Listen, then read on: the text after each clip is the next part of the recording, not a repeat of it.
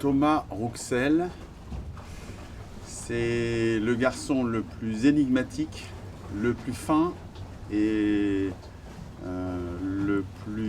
celui qui m'aura le plus amené à changer de tous les équipiers avec qui j'ai navigué jusqu'à présent. Ça pourrait marcher aussi.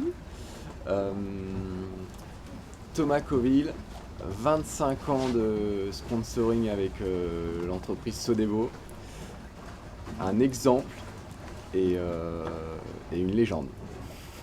Parce que quand on s'est frappé dans la main pour aller faire une tentative de trophée Jules Verne, j'ai trouvé dans des conditions difficiles Thomas d'une maturité, d'un calme. Et c'est dans cette situation, dans l'océan Indien, qu'on voit les vraies personnalités. Là, on se livre vraiment. Il a un sens marin, un toucher de barre que j'aurais rêvé avoir. Et quand on a décidé il y a 2 ans de faire notre première Jacques Vabre ensemble, on a appris à se connaître en tant que couple. Et j'ai senti qu'on avait réussi quelque chose de bien, mais qu'on était resté sur notre fin de casser au large de Madère. Et par contre, il me restait quelque chose qui était un peu énigmatique. Et j'avais l'impression d'être passé à côté, moi, d'une opportunité de rencontrer quelqu'un qui pouvait encore me faire évoluer et changer. Et vous ne rencontrez pas ça souvent, quelqu'un qui vraiment vous donne cette sensation, cette émotion, cette volonté de mouvement, de vouloir être différent parce que vous rencontrez quelqu'un. Et j'ai proposé ça à Thomas pour refaire ce deuxième Transat Jacques Vabre. Et il a réfléchi longtemps. Il est revenu d'une transat, un tour de l'Europe avec. Et il a besoin de temps. Et moi, j'aime les gens qui sont dans un temps long.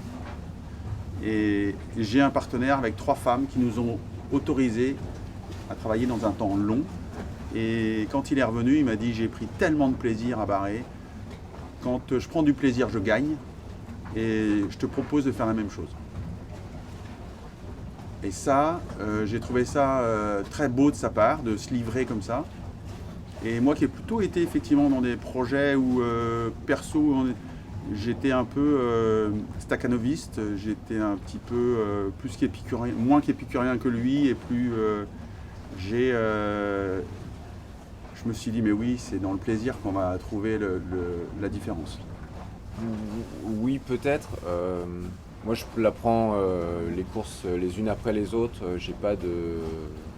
On est en train d'écrire une nouvelle histoire. On a un nouveau bateau. C'est un nouveau couple. On a retravaillé ensemble là-dessus. Non, je pense que c'est vraiment une nouvelle histoire. J'aurais pas cet état d'esprit-là. Après, c'est sûr qu'il y a 2 ans, on est un peu resté sur notre faim, on est un peu déçu parce que le résultat qu'on a eu à la fin. Et donc, on a à cœur de faire mieux cette fois-ci, mais il n'y a pas vraiment d'amertume ou de regret là-dessus. On a fait le choix de faire un gros chantier, des grosses modifications sur le bateau. Du coup, on a mis le bateau à l'eau relativement tard. On n'a pas eu l'occasion de se confronter à nos adversaires. Cependant, on est très très content des nouvelles performances du bateau suite aux évolutions. Donc on a hâte de voir ce que ça va donner dans une semaine. Ouais, en séance d'essai, on casse une dérive, comme en séance d'essai en moto ou en voiture. On peut aller à la limite, puisque en fait, c'est des bateaux où il faut être à la limite pour s'entraîner. Je n'ai pas finalement de frustration plus que ça de ne pas m'être confronté, à part la satisfaction qu'on pourrait avoir d'être en compétition. La première compétition, c'est avec Jacques Vabre. C'est vrai que notre stratégie après la route du Rhum, d'essayer de faire décoller le bateau plus tôt, avec un mât plus grand, avec des appendices calés différemment, avec un gain de masse, on y est arrivé. Et c'est la première fois, je pense, qu'avec le team Sodebo, on est ambitieux techniquement. Et cette impulsion, je crois qu'on l'a donnée ensemble. On voulait être plus ambitieux, on voulait un bateau qui soit plus agressif, et c'est ce qu'on a aujourd'hui. On est super content de l'avoir fait avec toute notre équipe autour de nous. Là.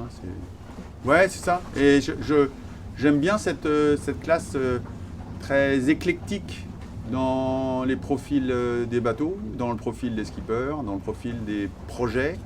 Et finalement, on commence vraiment, après avoir tous un peu été dans tous les sens, à converger vers c'est pas un plafond de verre, mais un plafond de performance qui est donné par l'aérodynamisme, l'hydrodynamisme. Et sportivement, ça rend la chose très intéressante et passionnante. Et c'est vrai qu'on est vraiment à aller chercher le détail. Mais ce qui me plaît, c'est vraiment ça. On voit bien que même l'époque est comme ça. En fait, elle cliffe pas tant que ça. Elle peut au contraire, quand le cadre est bien défini, faire que tout le monde converge. Alors la classe, elle vit des moments importants depuis qu'elle est née. La première transat en 2017, quand Gitana espère voler toute la transat, c'est un moment incroyable. Et aujourd'hui, quelques années plus tard, réussir à faire un tour du monde dans cette configuration-là, ça va forcément être quelque chose d'incroyable. Donc effectivement, c'est le début d'une longue histoire, je pense, et j'espère. Mais c'est un début qui est historique, certainement. Pour moi, c'est comme pour Sodebo, ces trois sœurs, ces trois femmes. Jacques Vabre a cette qualité et cette vision sur le temps long. C'est des gens très humains. C'est pour ça que sans doute les deux sont tournés vers le nutritionnel ou le fait de déguster. Je ne peux pas m'empêcher de penser à Jean Morel, pour moi, qui a été un des instigateurs de cette course et qui était pour moi un grand frère et qui a eu cette vision d'offrir à la course au large la discipline, mais aussi le plaisir de naviguer en double et en couple. Je crois que Jean, il était vraiment dans cette attitude et dans cette émotion de partager et le double. Et pour ça, on le sait tous, dans nos vies quotidiennes, l'exercice le plus fabuleux et à la fois le plus difficile.